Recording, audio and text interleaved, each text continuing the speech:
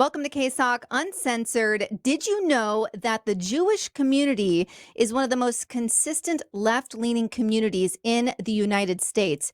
And actually, 7 in 10 Jewish community members, 18 and over, actually say that they are left-leaning or a Democrat. I was surprised to find this out some years ago.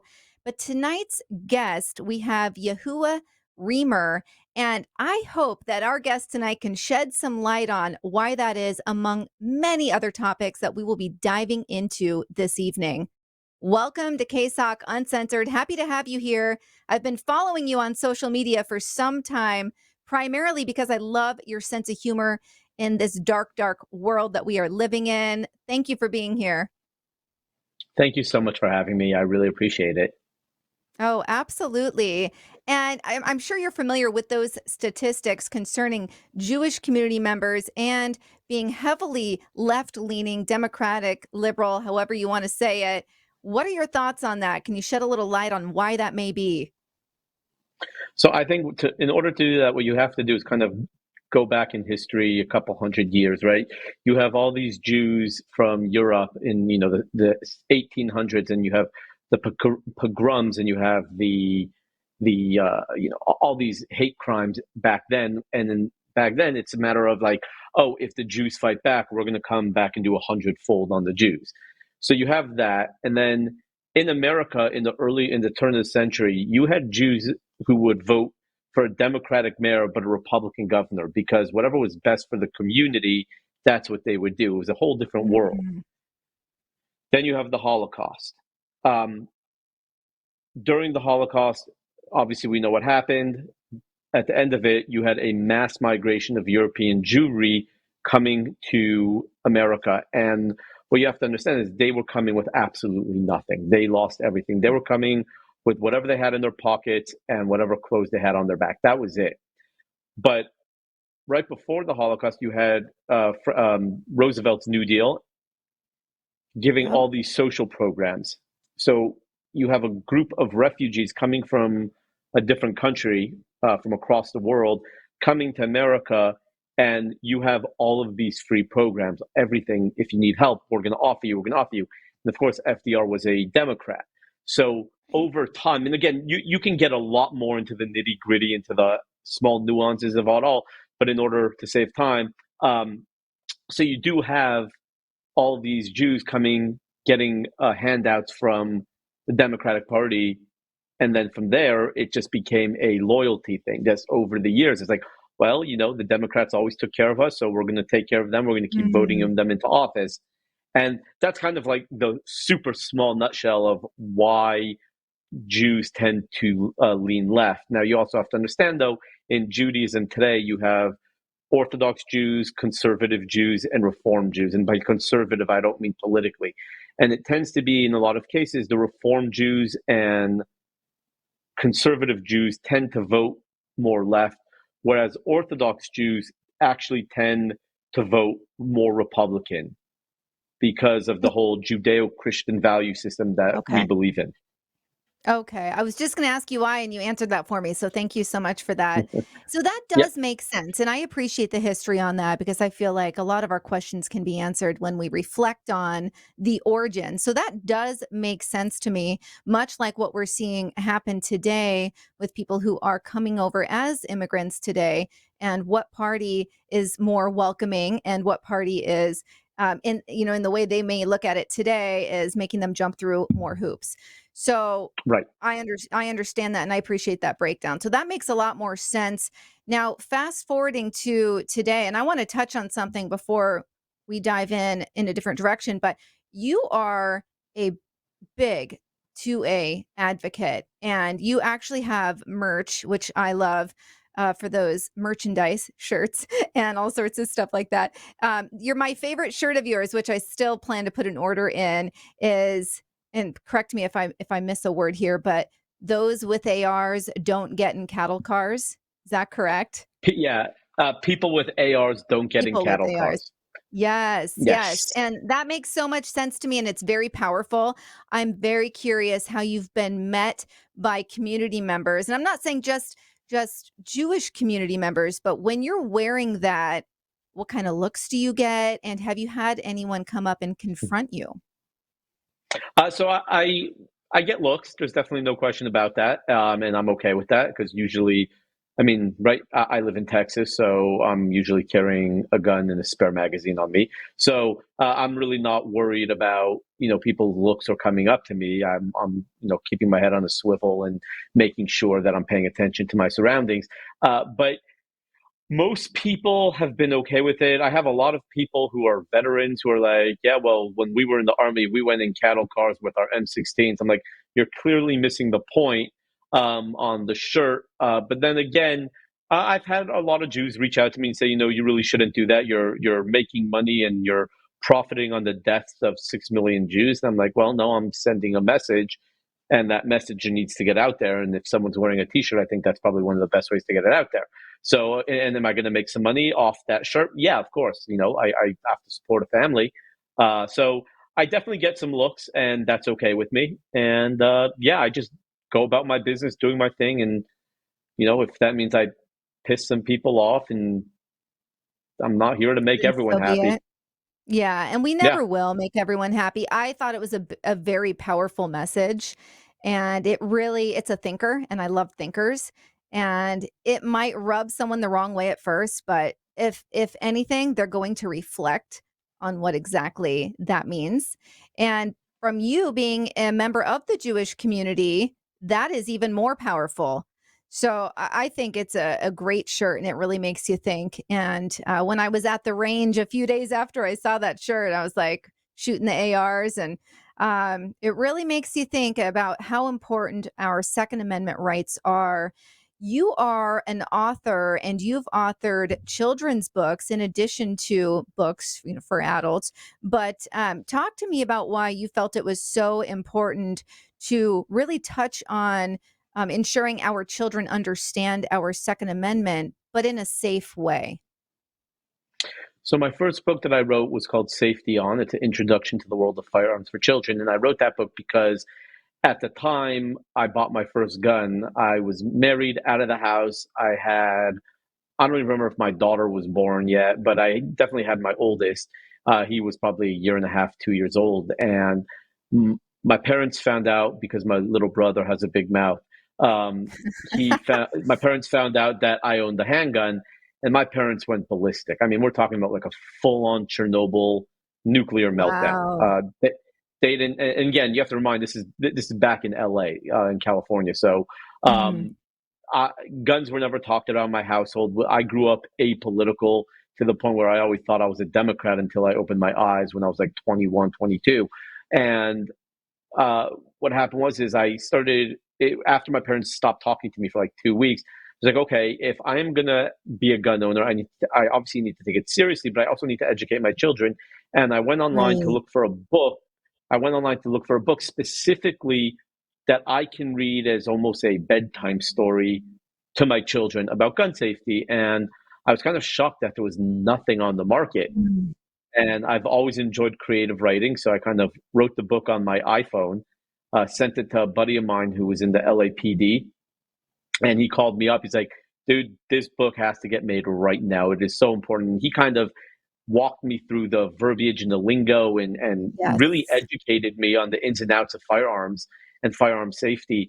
And it took me 5 years to get that published. I was turned down by over 30 literary agents, publishing companies. No one would want to touch a book on kids and guns in a positive light. Mm. But Right, right. I kept my head down and persevered. And now my first book was released 2017, and I now have 8 books out, and I'm working on my ninth book. That's amazing. I think it's incredibly important. I know that my husband and my son, they have this.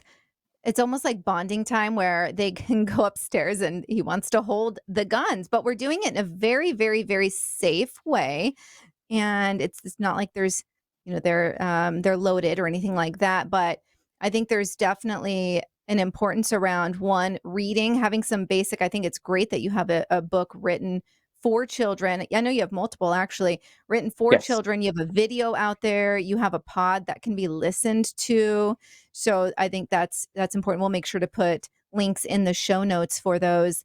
But also just talking about it. It's something where, like my son, when he just went to the range for the first time the other day, he was very cautious, very serious, but very controlled. And he might be a sharpshooter someday. I don't know, but it was very awesome to watch. I'll just say that, and it's because of we've been approaching the conversation for over a year now, and he knows the importance. He knows that, having these can equal freedom, and just everything that goes into being a gun owner, and how powerful they are. They can take a life, but they can save a life too. And so I love what you're doing. I think a lot of people don't, like you said, they won't even touch that. And it's not because there isn't a need. There's absolutely a need. So thank you for being bold, and wow, 5 years, that is quite the perseverance. I'm glad that you were able to pull it off.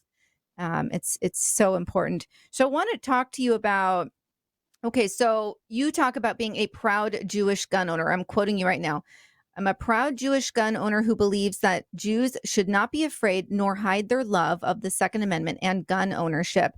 Is this something that you've witnessed in the Jewish community, that there's almost a shame around owning a gun or feeling a positive way about the Second Amendment? So I don't think it's a shame. I think it's more, and I'm coming from, like I said, the Orthodox Jewish community because I'm Right, right. Orthodox Jew. So it's more along the lines of you have kind of like three tiers, maybe four tiers in the Orthodox world with firearms ownership. You have Jews who are just completely, we are completely against firearms. We do not want to see them. We do not want to have them in our house. Um, but they think about it and they're like, but we are pro Second Amendment because we do understand, people with ARs don't get in cattle cars. And again, this is not a blanket statement. I have plenty of Orthodox Jewish friends who are anti-gun and anti-Second Amendment. But then as you go up the tier, you have other Jews who might be more, hey, we're closet gun owners, but we're not going to talk about it, or we don't want anyone to know because, on our Sabbath, for example, a lot of families always get together and they feel in a lot of cases, well, if people know we have guns, they're not going to come over, and then our kids aren't going to have play dates, and then we're going to be the pariahs in the community. Then you go one more tier up, and you literally have people who are, hey, I go shooting, we're gun owners, and that's really about it. They might take a few training courses and stuff like that, and then you have a very very select few Jews who are outwardly on the front lines defending the Second Amendment and standing arm in arm with Gun Owners of America, Firearms Policy Coalition, and other Second Amendment Foundation, other groups trying to defend the Second Amendment and ensure that people with ARs don't get in cattle cars. So it's kind of like a Right. tier system. Right. And that's very interesting. I'm quoting you here. Never again means nothing if you are not willing to do something about it. What do you mean by that? Well, Jews, I mean, it's kind of been hijacked by the world today, but Jews were the ones that pretty much came up with the term never again following the Holocaust. But what really is never again, right? If you're going to say never again and then put your faith right back into the government, whether it's the US government or whether it's local law enforcement, like I don't care who it is. But if you are going to be turning to the government in order to ensure that you are protected, then you don't believe in never again. You need to Right, take right. your life into your own hands. You are your own first line of defense. So if you say never again, you have to be doing something actively about it. And really, the best thing for that to ensure another Holocaust doesn't happen again is to defend the Second Amendment at all costs. Because the minute we lose the Second Amendment is the minute we lose our freedoms.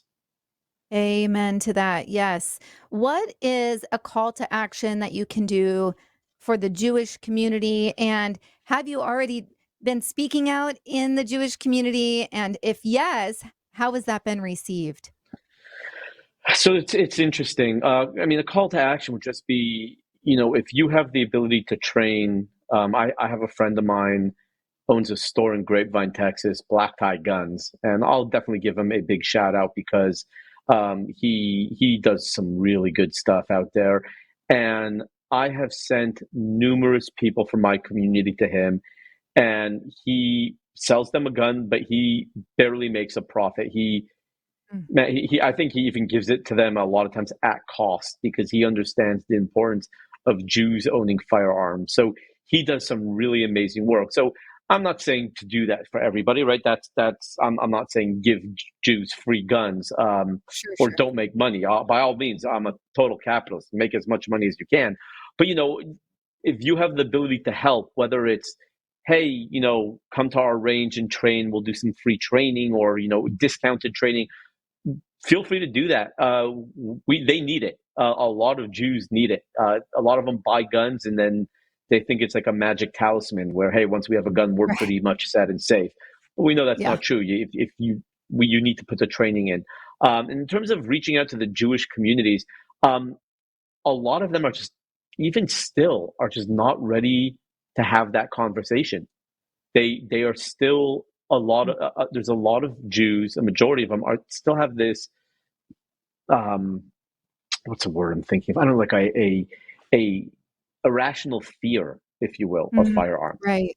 Right. And again, they do not want to have anything. Why? Because it's a death machine, right? It's Right. guns were made for killing. Now, whether you're killing someone by murder or killing someone in self-defense to protect your life, Right.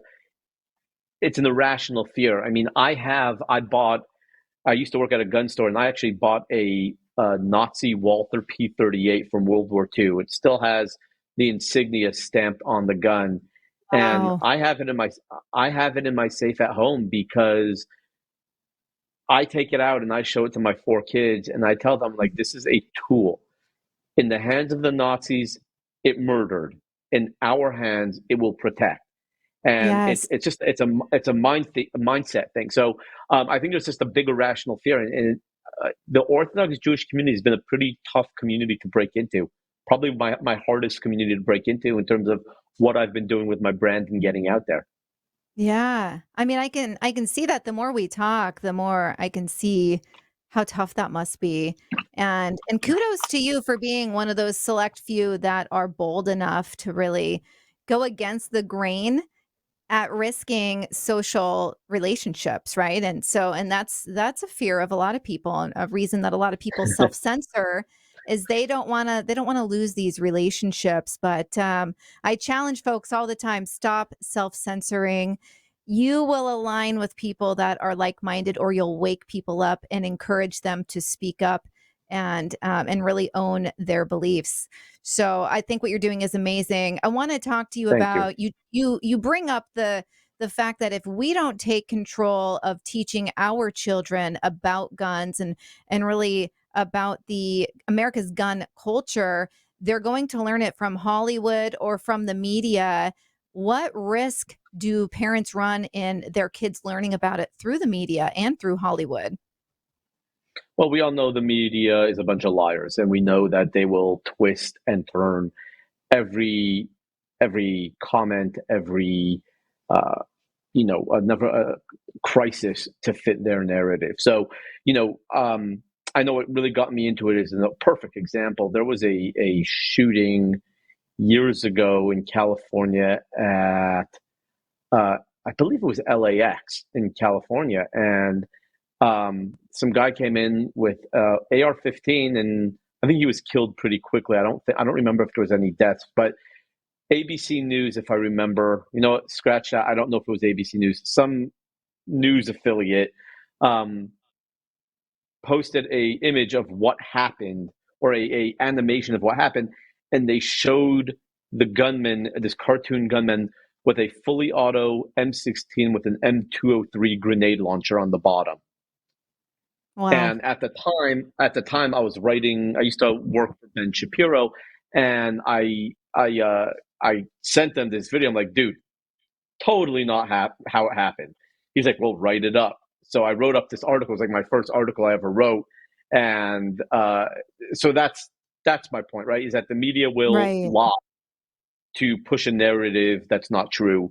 Um, Hollywood, you watch Hollywood movies, and rarely do they get anything firearm related right. I mean, I think I'm at the point in Right. my life where, like, I'll be watching a movie, and the next thing I know, the guy takes a revolver and shoots like 30 shots through the revolver, and I'm like, yeah, no, I'm Yeah. done. And like, I'll turn off the movie. It's just boring. Yeah. I lose all Right. interest. So and also just forget all that. It's also the gun handling in the movie. It's so unsafe how you see them Right. handling guns in the movie. So it's up to a parent, right? Education begins at home.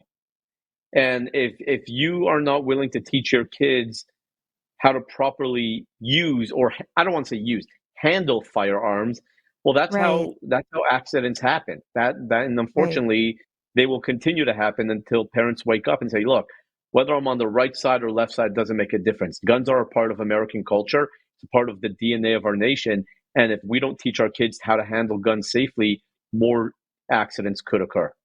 Right, absolutely.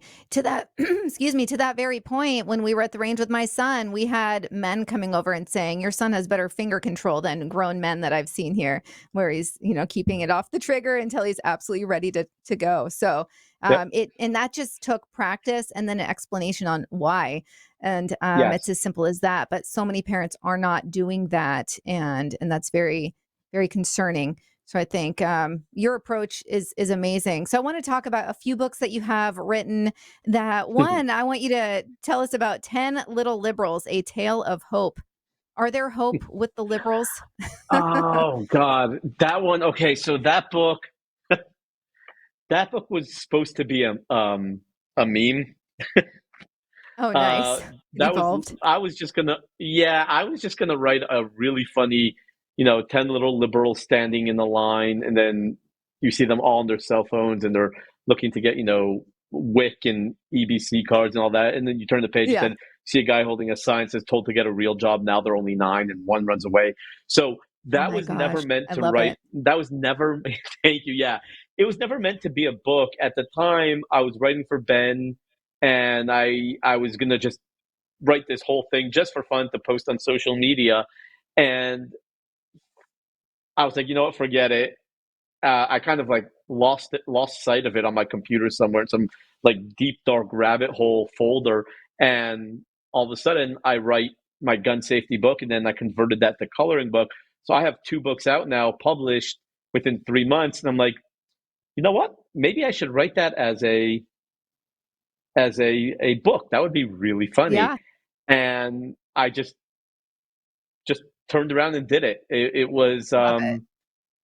it's a big troll book, right? It's what happens when a conservative idea or when the liberal idea is confronted with a conservative idea, and it that was a really fun book to come out with.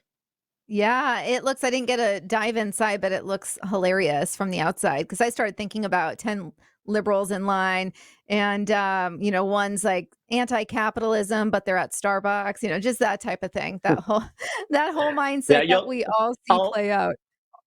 I'll send you a signed copy. I think you'll definitely get a kick out of Oh, it. I'd love it. That would be amazing. Yes. So I want to talk. We have about 4 minutes left here. Something that we were talking about offline, and we're like, we need to bring this up on air here. And that is the fact that um, I mentioned, I said I wasn't going to mention my husband, but I'm going to. So, my husband's father is Jewish. And I think for that reason, he might be a little hypersensitive. But I said Jews the other day, and my husband said, no, that sounds derogatory. So, I asked you, I'm like, to me, it sounded correct.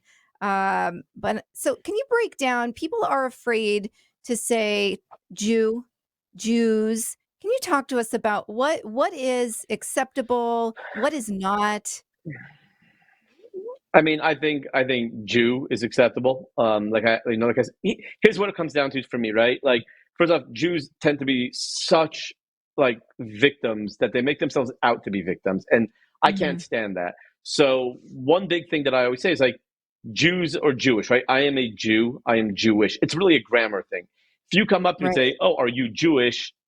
Yes, I am. Oh, are you a Jew? Yes, I am. Now, what we said offline, right? If a neo-Nazi skinhead with a swastika tattoo and a big Hitler T-shirt comes up to me and says, "Hey, Jew," then yes, it's going to be derogatory. We get that. That's understandable. But if someone comes up to me, and I've had this before, and I'm like in the market, and someone be like, "Oh, are you a Jew?" Because they see my yarmulke. I'm like, Mm. "Yeah, yeah." So it really is how sensitive you are, right? Me, I'm not sensitive. I Right, mean, right. I literally designed a meme that can shut down any anti-Semite in a second. And I've used it, and it's great. And if I told you, you would laugh and be like, I don't know how I would react. But it's like it's literally a picture of Hitler doing his salute, and it says, "I've had it up to here with your insensitive jokes."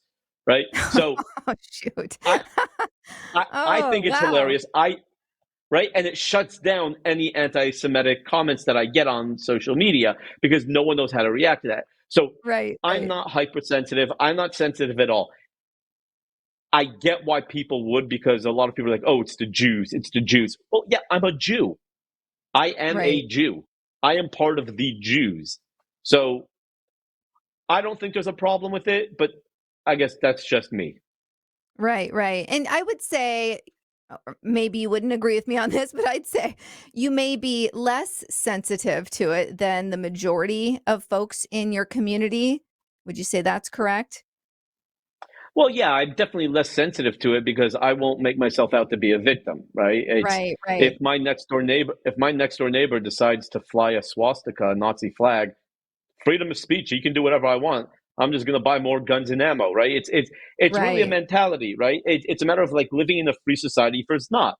And right, I'm not going to sit there and be sensitive to something that technically is accurate, and it really depends on who's saying it. If you came up right, to me, when we do meet, whenever that will be, and you say, "Oh, are you a Jew?" I'll be like, "Yeah, I'm a Jew." right, Like, right. I don't, Yeah. I get why people can be sensitive about it, but I think that when you let it bother you, it gives them more power. Yeah, I agree. And I think we all take ourselves too seriously at times. I'm more like you. I'm slightly insensitive, actually. So always have been. Not insensitive in a negative way. We just don't get worked up over nonsense. That's how I see it. But, and I really appreciate that. And there's strength in that. And then there's freedom in that as well. And so I do encourage more people to really start shifting mindset. And I love how you're saying, don't have the victim mindset because that has gotten us in a world of hurt as a community here today. We are seeing that victim mindset now more than ever. And then we are seeing political Yes. parties prey upon those who consider themselves victims. And that's happening all the time. All right, we're at time here. You are amazing. Where can people find you? They can find me across social media at the Pew Pew Jew, or they can go to my website, thepewpewjew.com. The name, by the way. Awesome. All right, Thank so you. cool. Thank you very much for coming on KSOK Uncensored. We appreciate you. We will put your information in the show notes. And for those watching, we will see you next Thursday. Thank you for tuning in.